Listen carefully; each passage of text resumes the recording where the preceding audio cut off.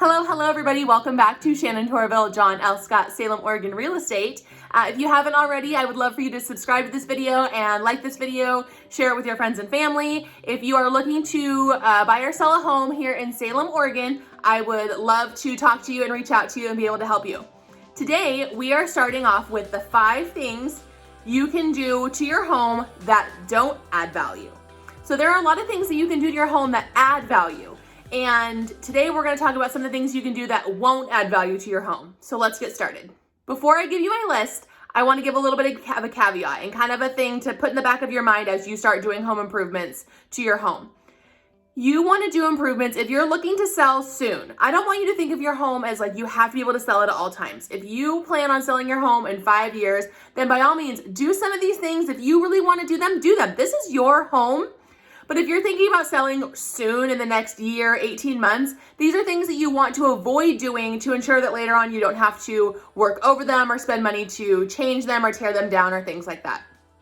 Okay, so just think would everybody like this part of your home? And that's kind of how I want you guys to think about it. Would everybody like this feature? And not everybody's going to like your home, but when you go to sell your home, you want to get a big pool of people in looking at your home for the better likely chance of you getting a good offer. So if you have hot pink walls in every room of your house, if you have somebody who doesn't like painting, they're not going to offer on your house because all they see is, oh, this is so much stuff I don't want to do, right? So you want to think about that kind of stuff when you're ready to sell.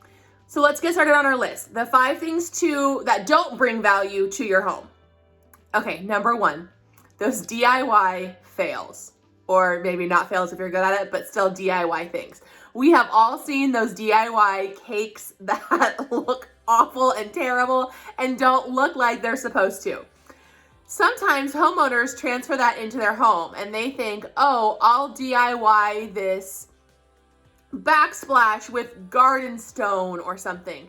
There's so many DIY projects that can turn out really well, but I would not recommend doing DIY stuff in your house with really major things that can't be taken down easily.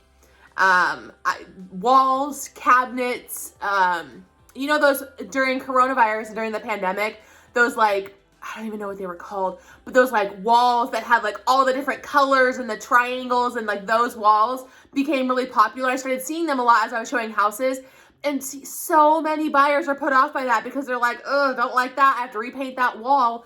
So leave some of your DIY stuff at home if you're thinking about selling soon. Number 2, and this is what sparked this. And so I hope to God, Casey, if you watch this video, this is not against you, but I did some more research on it. And this is definitely a thing. Garage conversions. A lot of people think, okay, I have a 3-bedroom house. We need a 4th bedroom. Let's convert the garage.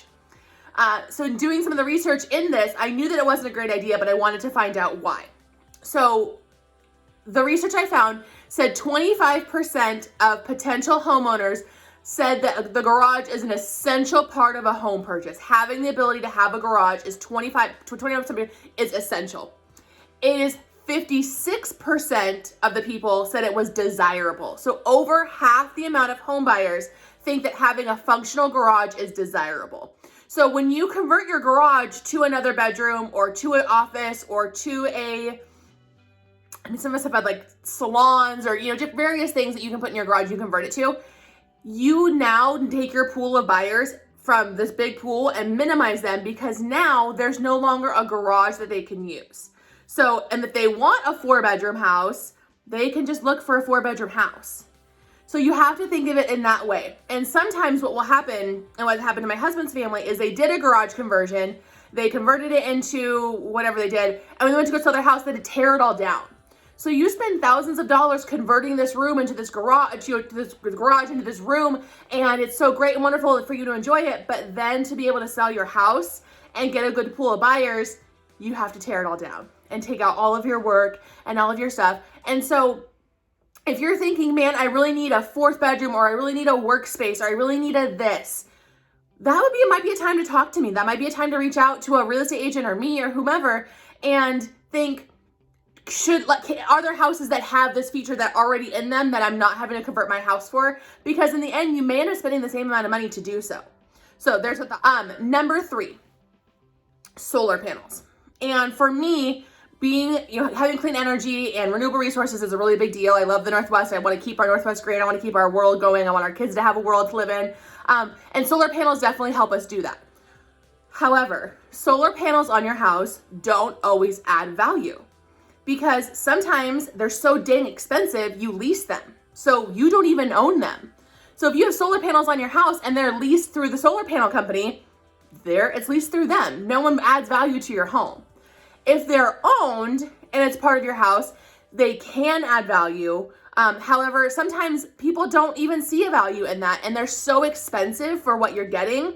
It's not a direct correlation. It's not that I spent $25,000 on solar panels, therefore my house is worth $25,000 more. It's not like that. And so solar panels are really great if that's something that's important to you and meaningful to you. However, don't look for them to add value to your house. Number 4 goes along with number 1, but it's a little bit different.